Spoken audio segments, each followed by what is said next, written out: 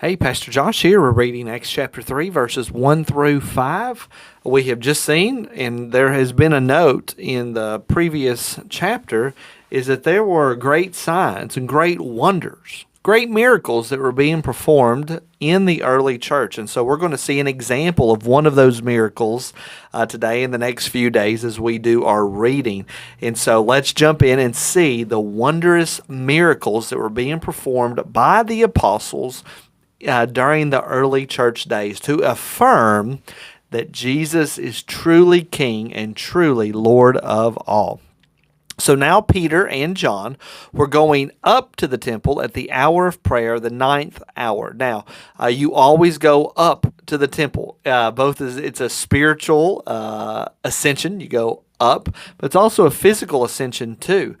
Jerusalem was built on a hill, and so you would always go up to the temple, and the temple is even built on a mount as well. Even today, we will call it the Temple Mount. And so Peter and John were going up to the temple at the hour of prayer, the ninth hour. There's several hours of prayer. One of those was the ninth hour, which would be 3 p.m. for us. And this would be one of probably the most busiest of the prayer times there at the temple. And so there they go to pray at the temple, because at this point, the church, the early church, was still very tied to their Jewish roots. They were actually meeting in a portion of the temple called Solomon's Colonnade, or Solomon's Portico, his little porch area, this place where they could all spread out. Remember, 3,000 people were saved in one day.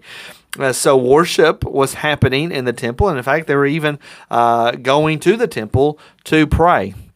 So Peter and John were going up, and then another man was also being carried.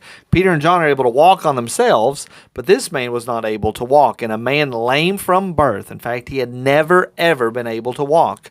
He was being carried, whom they laid daily at the gate of the temple, that is called the Beautiful Gate, to ask alms of those entering the temple. So this man could not walk. He was carried there himself, and he was laid there at the gate. And the reason it was called the Beautiful Gate is that it was a bronze covering, so it was a very shiny, beautiful gate that people would enter into.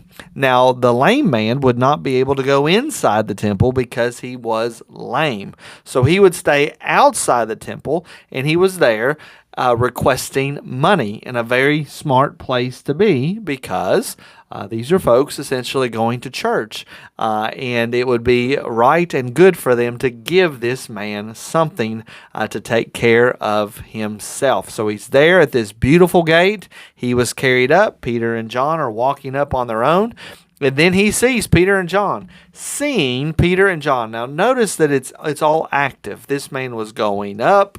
He was being carried, and he is seeing Peter and John. It's active, like right now, going on.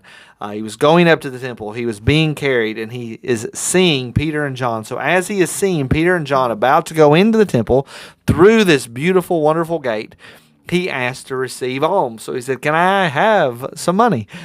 He requested some help and assistance. And Peter directed his gaze at him, as did John, and said, "Look at us."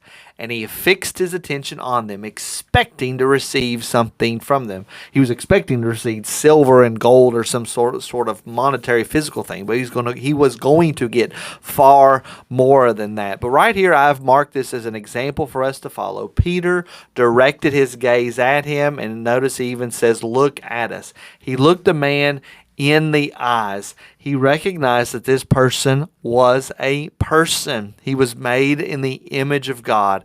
He directed his gaze at him, trying and attempting to see, how can I help this man? And I wonder, do we direct our gaze at people, or do we see people that are in difficult situations? Do we turn our head? Do we turn away?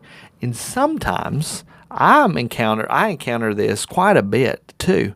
Sometimes what the person wants is not what you should give them. You probably, in many situations, whether it's a family member, it's a neighbor, it's just perhaps some stranger, what they're asking from you is not what you should give them. You should give them something. You should interact with them, but perhaps you need to give them something else. And so Peter here is, this man is asking for money. Peter's going to give him far more than that. But what I want to focus on is not particularly, are you giving to the poor? Are you physically helping someone, which you should do that on plenty of occasions, but there's plenty of occasions too where actually what the best thing for you to do is to not give that person perhaps the material thing that they want, perhaps to give them encouragement, for you to come alongside them and help them, perhaps in building a skill or to doing something. But Peter directed his gaze at him. He wasn't willing to turn aside. He wasn't willing to turn away. He directed his gaze at him. And in fact, he does not give him anything physical, but he gives him something far better. He gives him something in the name of Jesus, which we will see in the next reading. Pray that has been a blessing to you. I pray that you will be directing your gaze at people around you, wondering how is it that the Lord wants you to help them. May God bless you. I'll see you in the next video.